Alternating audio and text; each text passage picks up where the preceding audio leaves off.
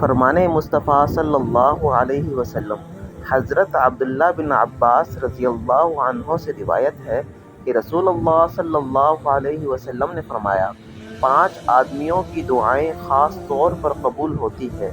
مظلوم کی دعا جب تک وہ بدلہ نہ لے لے، اور حج کرنے والے کی دعا جب تک وہ لوٹ کے اپنے گھر واپس نہ آئے، اور راہ خدا میں جہاد کرنے والے کی دعا جب تک وہ شہید ہو کے دنیا سے لاپتہ نہ ہو جائے، اور بیمار کی دعا جب تک وہ شفا یاب نہ ہو، اور ایک بھائی کی دوسرے بھائی کے لیے غائبانہ دعا۔ یہ سب بیان کرنے کے بعد آپ صلی اللہ علیہ وسلم نے فرمایا، اور ان دعاؤں میں سب سے جلدی قبول ہونے والی دعا کسی بھائی کے لیے غائبانہ دعا ہے۔